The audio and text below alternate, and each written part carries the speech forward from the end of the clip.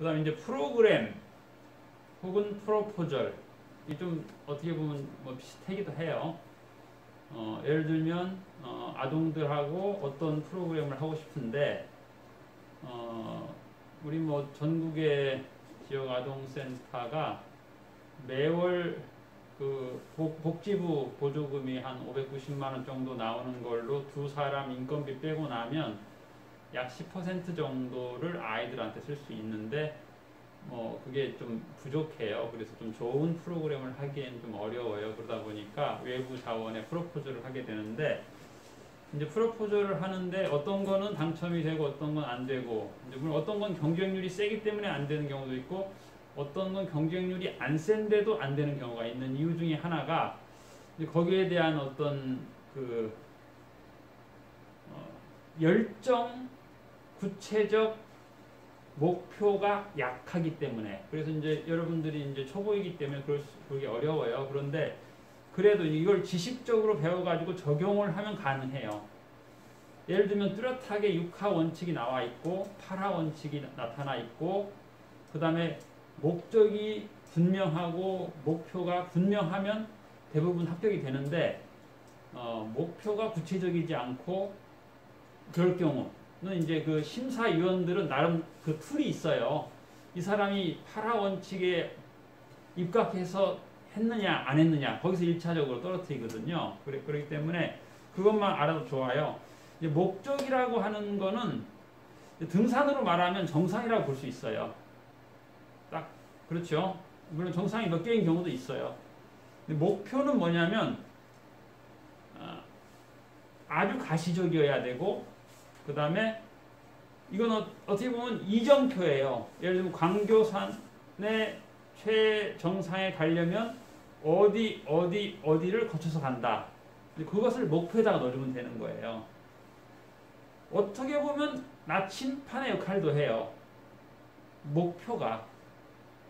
그 다음에 이제 건물로 얘기하면 그게 계단이에요. 계단이 단계적으로 해서 올라가지, 계단 10개를 한 번에 올라가려면 어렵잖아요. 근데 그 계단이 없어. 그러면 이제 그 프로포절은 떨어지는 거예요. 그 다음에 이제 어떻게 보면 또 중간 점검일 수도 있어요. 왜냐하면 과정이니까. 그래서 이 프로그램을 10회기를 진행하면 중간에는 어떤 일이 일어난다, 어떤 변화가 있다, 이런 얘기가 있으면 좋은 거예요.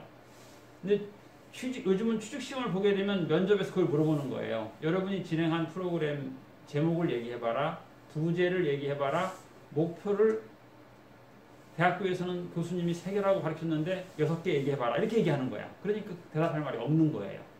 그러면 떨어지는 거예요. 그러니까 대학교 교수가 가르치는 게 물론 베이스가 되는데 몇 년 사이에 바뀐 것도 알아야 되거든요. 이제 제가 지금 이렇게 말하는 것은 최근에 좋은 직장에서 면접관이 질문한 내용이에요. 그래서 여러분들이 이제 뭐 내년이나 후년에나 이 좋은 직장이라 하면 90%는 월급이 최저 시급이에요. 90%는 10%만 이제 그거 연봉이 오르죠. 호봉 승급이 되고 진급이 되고, 그걸 의미하는 거예요.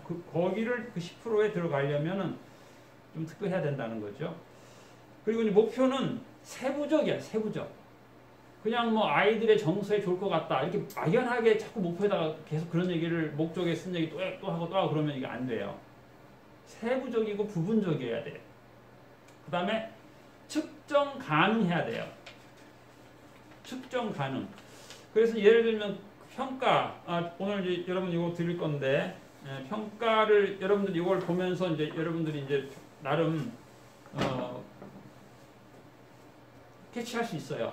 요거는 정성에 대한 평가구나, 이거는 정량에 대한 평가구나. 이것을 여러분들이 캐치하면 좋아요. 그래서 예를 들면 우리가 금년에 이제 일주일에 한 번씩 오는 강사들 있잖아요. 그걸 좀 이렇게 넉넉하게 받은 이유 중에 하나가 뭐냐면, 우리의 정성이라기보다는 정량에서 작년에 매 어떤 센터는 밥을 70%만 먹었는데 우리는 거의 90몇 % 먹었거든요. 그게 이제 좋게 정량에서 잘했다는 게 아니에요.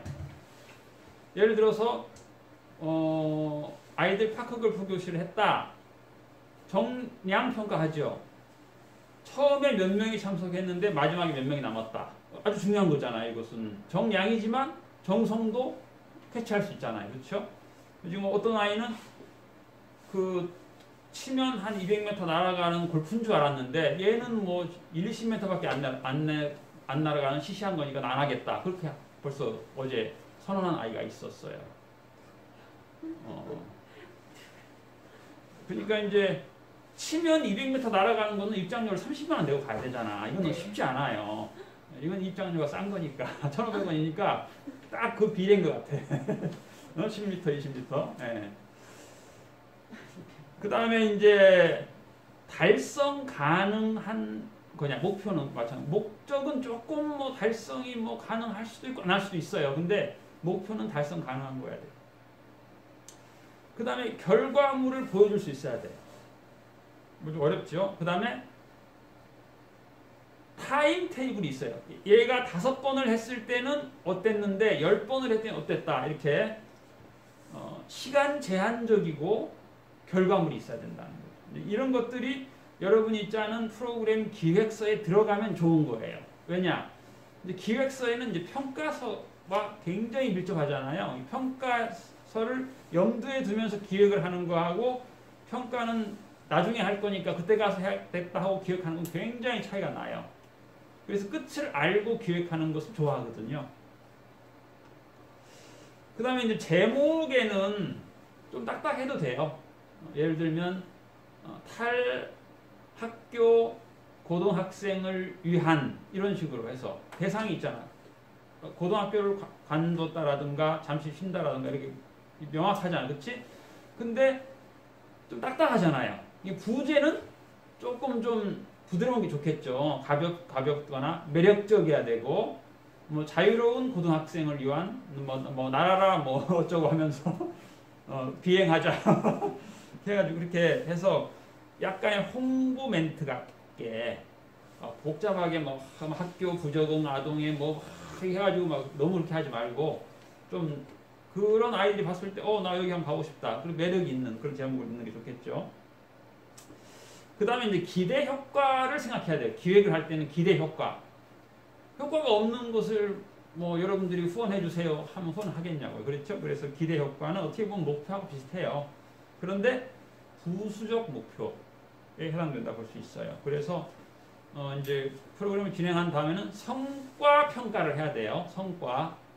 그 다음에 실적 평가도 해야 되고. 뭐 간단하게는 몇 번을 했더니 뭐 아이들이 얼굴이 좀 밝아졌다라든가 그런 게 있을 수 있겠죠. 변화 빈도까지. 효과성에 대한 것도 써놔야 돼. 그 기획할 때는 효과성. 그 다음에 효율성.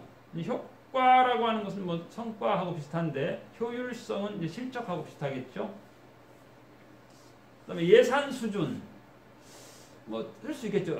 예산이 적어서 소기의 목표를 달성하지 못했다. 그렇게 할 수도 있겠죠. 그래서 부족하니까 어떻게 할 거냐. 다음에는 홍보를 해서 좀 후원금을 좀 보태가지고 해야 되겠다. 그래서 이제 예를 들어서 보건복지부에서 그래요. 복지사들이 월급이 100만 원이 안 된다고 하는데 몇 년 전 얘기예요. 우리가 10,000원씩 1인당 10,000원씩 줄게. 서울에서 하는 말이에요. 시에서 4만 원 보태가지고 처우에서 5만 원 줘라. 그래가지고 그렇게 한 적 있어요. 아주 좋은 소식이잖아요. 걔네들은 10,000원을 주지만 시에다가 4만 원 보태가지고 5만 원 줘라. 그거 아주 좋은 거잖아요. 그렇죠? 이제 그런 쪽으로 해서 그걸 요청하죠. 우리가 복지부에다 니네 10,000원만이라도 줘라. 그러면 그게 5만 원으로 바뀔 수 있다. 그런 쪽으로 해서 우리도 마찬가지죠. 뭐 독거노인을 고독사가 1년에 몇 명이라고요? 우리나라에서 4,000명. 30대에서 70대. 뭐 그런 말이 있어요. 그래서 그런 것들 다 못하잖아. 해결 다 못하는데 그걸 이제 조금 이제 보태는 거죠. 그래서 어떤 아동센터에서는 우리 아동들에게 좀 개발 자전거를 해주고 싶은데 돈이 든다. 그래서 내가 얼마를 내겠다. 내라 했더니 전국에 있는 사람들이 100원씩 내가지고 그것이 뭐 70만 원이 되면 네이버에서 30만 원 보태주고 해서 하겠다. 그런 것도 있더라고. 네이버, 콩, 뭐 빈 어쩌고 해가지고. 그래서 이제 오늘은 그냥 그만하기로 하고요. 그 다음에 이제 예를 들어서 센터장님 소분용 봉투 특대 사오세요. 그런 적이 있어요. 특대를 사왔더니 이거 너무 커요. 그런 적도 있어요. 그렇게 하면 안 되고 가로 30cm, 세로 20cm 사주세요. 이렇게 정확하게 얘기를 놓겠죠. 그 다음에 예를 들어서 이제 뭐 떡갈비다. 떡갈비. 뭐 큰 거, 센터는 큰 거 몇 개 사고요. 소분용은 작은 거 몇 개 사요. 이렇게 하면 안 되고 몇 g짜리. 몇 g. 센터는 예를 들면 순대는 센터는 2kg짜리 2개. 그 다음에 애가 많은 집은 2kg, 애가 적은 집은 1kg. 이렇게 해서 정확하게 사왔는데 작네 크네 이런 말이 안 나오도록 그렇게 해주면 좋겠죠. 마지막으로 이 내용 왜 제가 추천하는 거냐면 여기에도 그 얘기를 했어요.